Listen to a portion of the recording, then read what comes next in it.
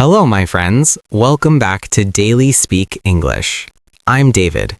Today, we will explore another powerful book that can help you live better, make better choices, and of course, learn English in a deeper way.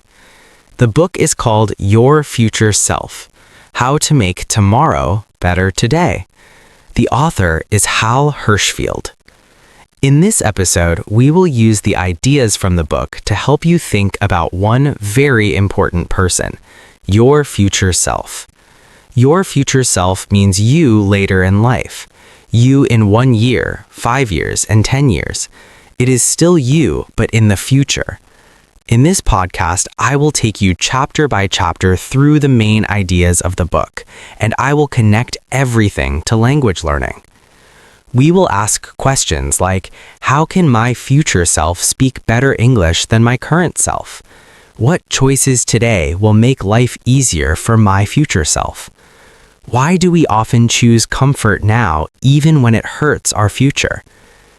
At the beginning of this episode, the language will be simpler and more familiar. This will help your brain warm up and feel safe. Then, step by step, chapter by chapter, the language becomes a little more advanced. The vocabulary will grow, and the sentences will slowly become richer and stronger. This gentle change is on purpose. It helps you stretch your English without feeling lost and confused. You stay inside the world of comprehensible input. Comprehensible input is English that is clear enough to understand, but still gives you new words, new ideas, and new structures. My goal is simple. I want you to see that you are not just learning English for today. You are learning for the person you will become. You are learning for your future self. Many people think about English only in the present moment. I am bad at speaking. I am shy. I make mistakes. But this book helps us move our eyes forward. It teaches us how to be kinder to the future version of us, how to make choices today that will make that future self proud, strong, and more fluent. As always, I will speak slowly and clearly. If I use a difficult word, I will explain it immediately in the same sentence. You do not need to take notes. You do not need to pause and study hard. Just sit with me, listen, breathe, and enjoy the journey. As you listen, your English is already growing. Your vocabulary is growing. Your sense of time and your sense of self are growing too. This is the magic of learning through stories and ideas. So let's begin our journey with your future self. Chapter 1. Meeting your future self. In the first big idea of the book, the author asks us to do something very simple but very powerful. He asks us to meet our future self. Of course, we cannot really travel in time. We cannot physically meet the future you, but we can imagine them. We can picture them clearly in our mind. To picture something means to see it in your imagination, like a movie in your head. Most of the time, we live inside our present self. The present self is the you that is here right now, listening to this podcast. The present self always wants comfort now. The present self prefers pleasure today. The present self does not like waiting. The future self is different. Your future self wants health, stability, and success later. The word stability means feeling safe and steady, not shaking, not in danger. Your future self wants you to save money, to exercise, to learn English, to grow in your work, to protect your relationships. But often, the present self and the future self do not agree. For example, your present self may say, I just want to relax and watch a series in my own language. Your future self may say, please listen to 10 minutes of English so that in 2 years we can speak confidently. These two voices live inside us. Sometimes the present self wins. Sometimes the future self wins. The author explains that for many people, the future self feels like a stranger. A stranger is a person you do not know. When your future self feels like a stranger, it is hard to care about them. You do not feel responsible for them. So if your future self feels like a stranger, you choose comfort today and forget about tomorrow. The author says that many of our problems come from this distance between our present self and future self. Distance here means how far something feels in your mind. The future feels far away, so we think it is not real. But of course it is real. One day you will be that future person. Now, how do we meet our future self in a stronger way? One way is to imagine your life in a clear picture. You can close your eyes and ask, if I continue like this for 5 years, who will I be? How will my English sound? What kind of work will I do? How will my body feel? Will I be proud of the choices I make now? This kind of imagination is called mental time travel. Mental means in the mind. Time travel means going to another time. So mental time travel means visiting the future in your imagination. When you do this, your future self becomes more real. They are not just an idea. They begin to feel like a real person you care about. For language learning, meeting your future self is very important. If you see your future self clearly, maybe giving a presentation in English, maybe traveling easily, maybe talking with friends in English, you feel more motivated today. The word motivated means having more energy and desire to do something. Imagine two people. One person thinks, I am bad at English. I will always be bad. This person sees no future self, only today's problems. The other person thinks, I cannot speak well yet, but I can see myself in 2 years speaking calmly, making small mistakes but communicating clearly. This person has met their future self. The future self gives them hope and direction. The word direction means knowing which way to go. The author's research shows that when people feel a stronger connection to their future self, they make better decisions today. They save more money, they take care of their health, they study more, they avoid dangerous habits. In the same way, if you feel close to your future English-speaking self, you will make better language decisions. You will listen a little more, you will read a little more, you will practice a little more. So the first chapter of our journey is simple. Do not ignore your future self. They are not a stranger, they are you. They will live inside the results of your choices. Every minute you spend with English today is a small gift to your future self. In the next chapter, the author explains something very interesting. Your brain doesn't always see your future self as you. Many times the brain treats the future you like another person, like a stranger, not an enemy, not a best friend, just someone else. The word separate means not connected, not joined. And because the future you feels separate, we often forget to take care of them. Think about how you can treat a close friend. If your friend needs help, you will help them. If they need advice, you listen. If they feel sad, you support them. But strangely, many of us do not treat our future self with the same kindness.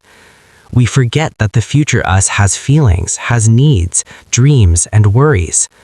The author says that when your future self feels more real, you make better choices today. If you can imagine your future self clearly, like a real person with a real life, you start to care more, you start to think ahead. Thinking ahead means thinking about what will happen later, not only right now. This is very important for English learning.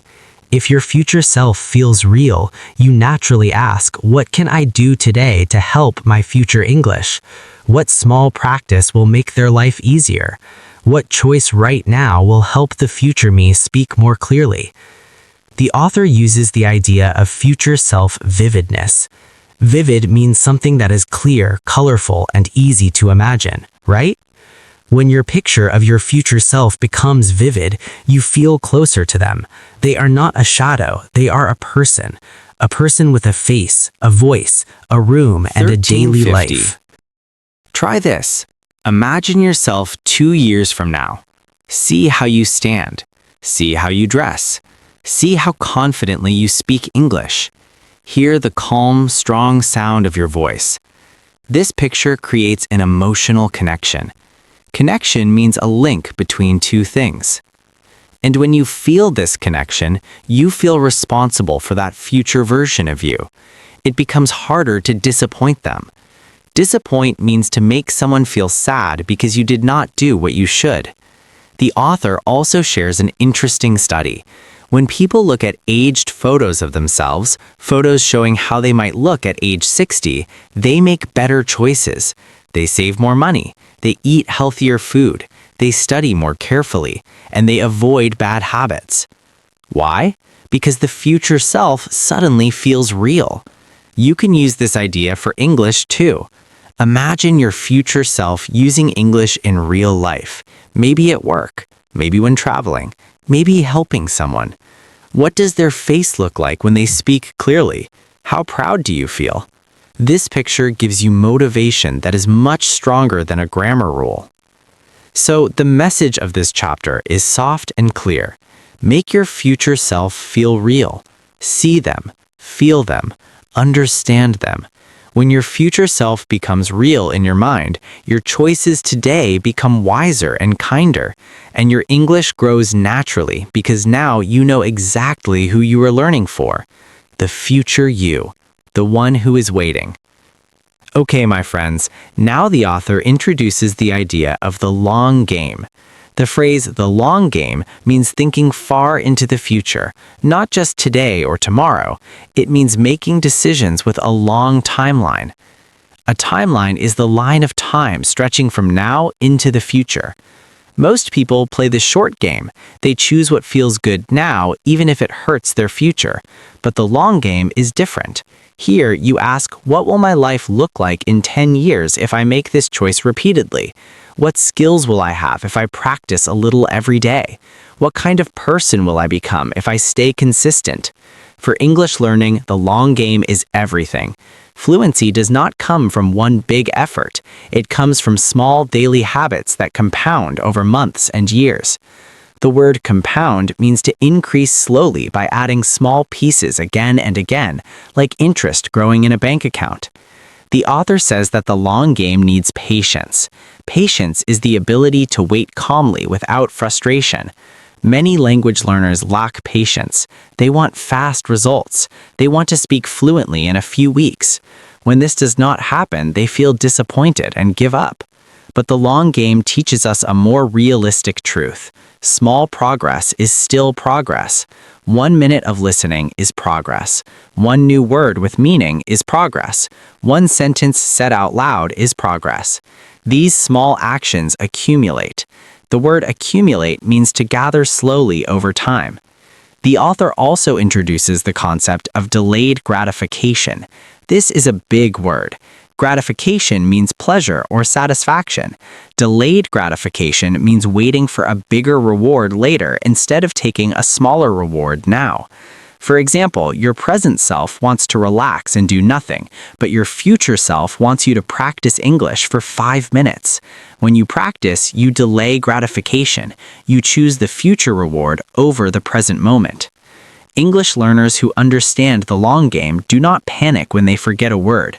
They do not feel hopeless when progress is slow. They know that fluency is a long journey, so they keep going. Thinking long-term also helps with emotional stability. When you see the big picture, small mistakes stop hurting you. If you misunderstand something today, it does not harm your long game. If you skip one day, it does not destroy your future self. The long game is flexible and wide. It gives you space to breathe. Okay, my friends, now we enter Chapter 5 of Your Future Self. So far, I have talked about how the today you and the future you sometimes feel like two different people. In this chapter, we learn how to connect them so they feel closer and more united. The author explains that many people feel a big distance between who they are now and who they want to be later. This distance is not about the body, it is about the mind. It is about how we think and how we feel. When this distance feels big, we lose motivation.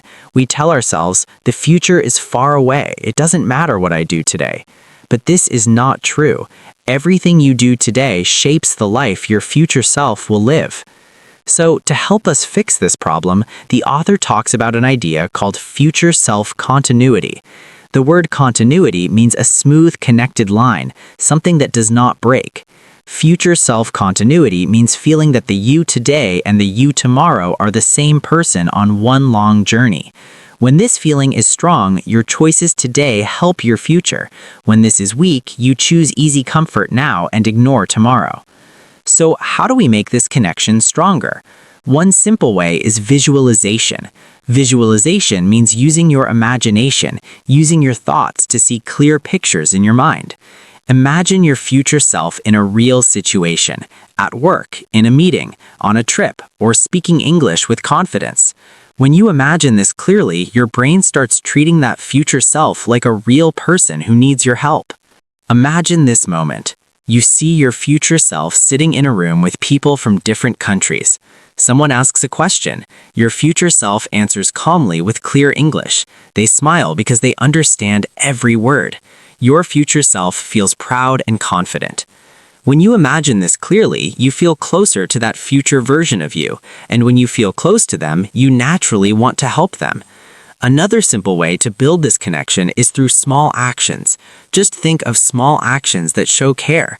For example, listening to 2 minutes of English today is like saying to your future self, "I am helping you."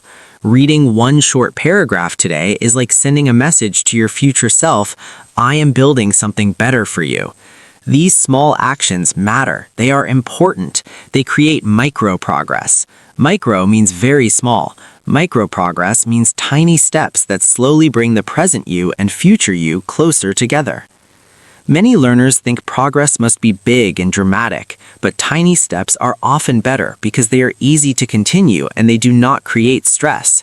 For example, repeating one English sentence every day for a month will help your memory more than studying grammar for 1 hour and then stopping. Small steps add up.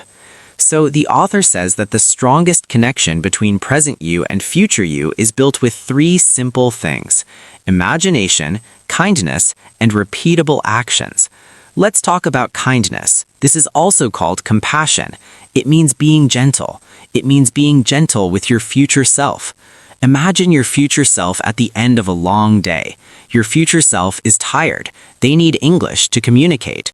When you practice for even 1 minute today, you are helping them. You are giving them strength. Imagine your future self. When you practice for even 1 minute today, you are helping your future self. So the message of this chapter is simple and soft.